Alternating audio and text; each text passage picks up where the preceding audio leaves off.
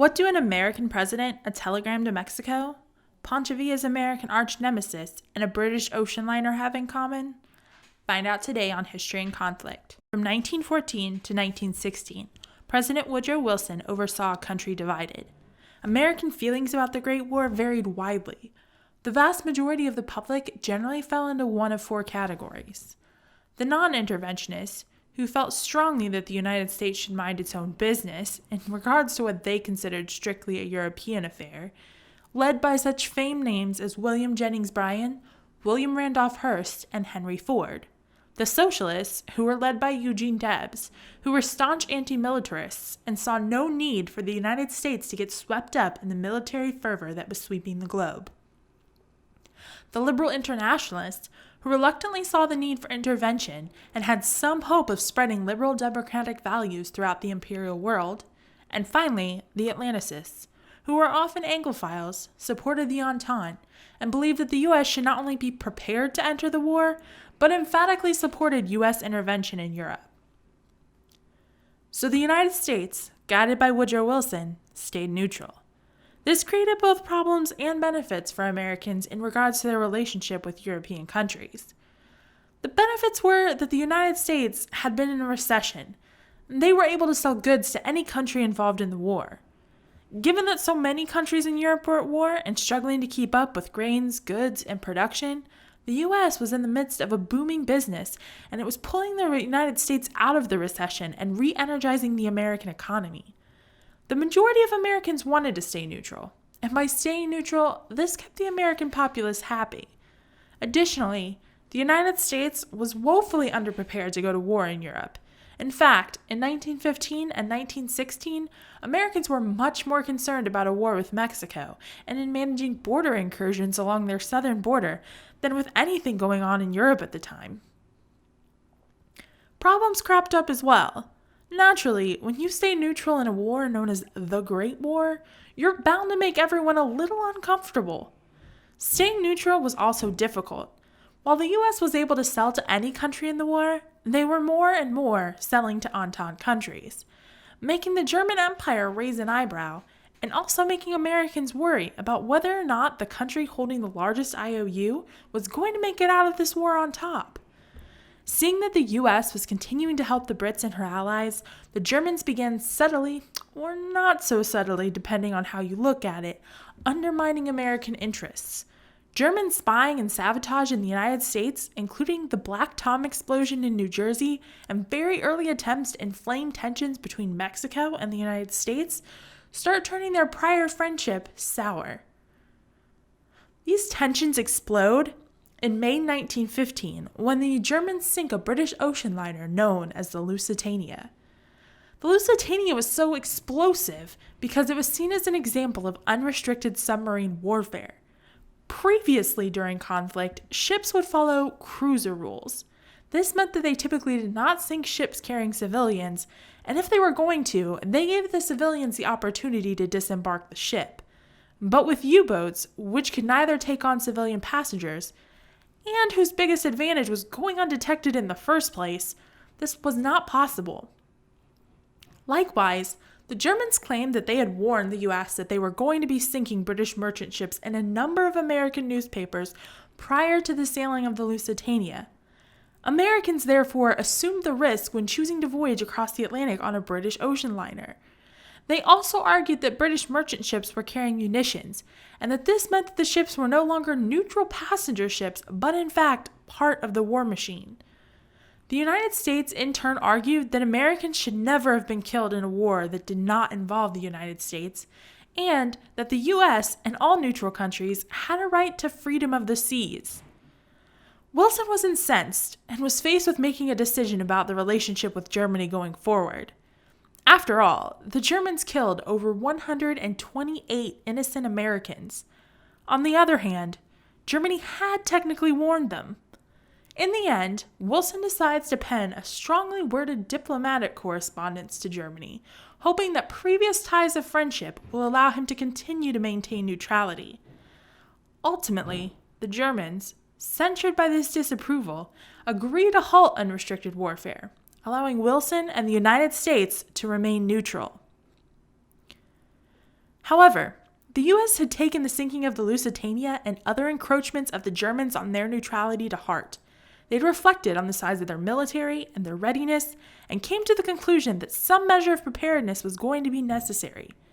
So the National Defense Act of 1916 was passed.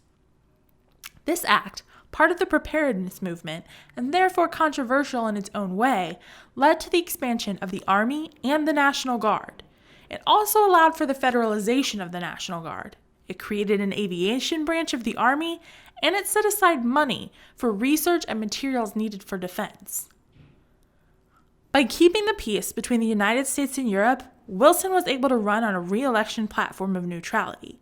In fact, many of those who voted for him because he kept them out of the war. In January 2017, Woodrow Wilson was inaugurated for a second term.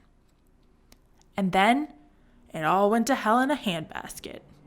In January 2017, Germany announced it would resume unrestricted submarine warfare the next month. The US and other countries were furious.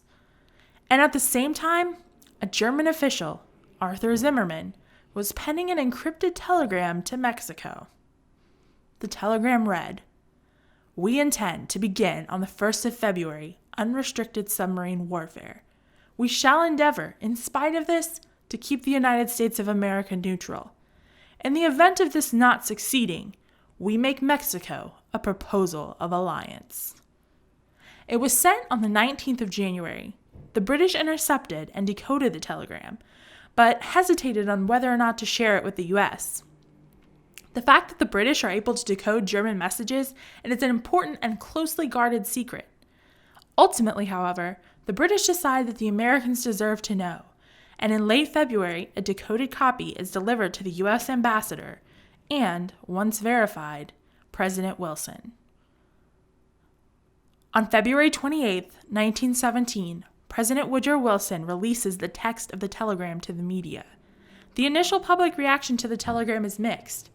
Some people are furious, but others believe it's a British plot to get the United States to go to war on their side. The next month, however, Arthur Zimmermann confirms the authenticity of the telegram. The sinking of the ships with Americans aboard and the sabotage by German spies and the Zimmermann telegram had created growing and significant tensions between the US and Germany. While some still supported pacifism and isolationism, public opinion had turned against Germany. Economically, it was becoming more and more obvious that America desperately needed to support the Allies, who were accumulating huge debts to the United States. If they defaulted, the United States would almost certainly plunge back into recession and perhaps even a depression. The return to unrestricted submarine warfare was the final nail in the friendship coffin for the United States and Germany. On April 2nd, President Wilson requests that Congress recognize that the United States was already at war with Germany and to officially announce it with a declaration. On April 4th, the Senate approved the request. On April 6th, Congress formally announced a declaration of war on the German Empire. And now, the United States, formally at war, must raise an army and send it across the Atlantic. President Wilson turns to his Secretary of War, the former mayor of Cleveland, who is himself an advocate of the U.S. remaining neutral, and asks him to get to the task of raising an army. Shortly thereafter, the Selective Service Act is passed. It authorized the federal government to raise the national army through compulsory service, or, as it's better known, the draft. It required all males ages 21 to 30 and eventually all males ages 18 to 45 to register. Unlike the American Civil War, draftees were not able to hire a replacement. Secretary Baker's next task was to find someone to lead this hodgepodge army of draftees across the Atlantic and into battle. He turned to General John J. Pershing. Pershing was a West Point graduate, a former commander of the Buffalo Soldiers, and the man who had been chasing Pancho Villa along the Mexican border during the incursions. Pershing was picked because of his extensive experience. In addition to Mexico, he'd been in the Philippine-American War and the Spanish-American War. He was known for his iron will and for his cool, calm nature under pressure. He was known as a natural leader, And all of those skills would need to be put together if he was going to get the American military off the ground and overseas. Now that a general had been chosen to lead the Americans, the assembly of the AEF, the American Expeditionary Forces, had begun. And it would be a monumental task. In April 1917, the air service boasted only a little over 1,000. There were only 200 training airplanes, and none of them were fit for combat.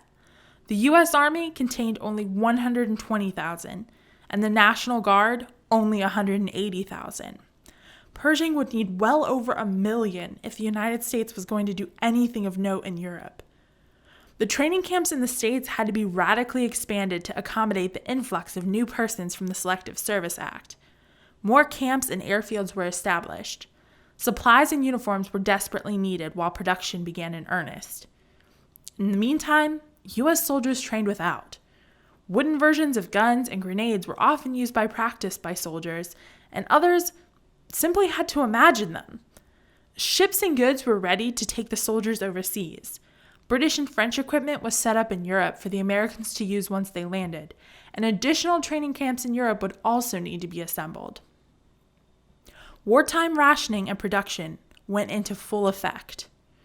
On May 28, 1917, Pershing and an initial group of men and advisors set sail on the RMS Baltic. By June 1917, the first arrivals of the AEF were in Europe, and America's entry into the Great War was cemented.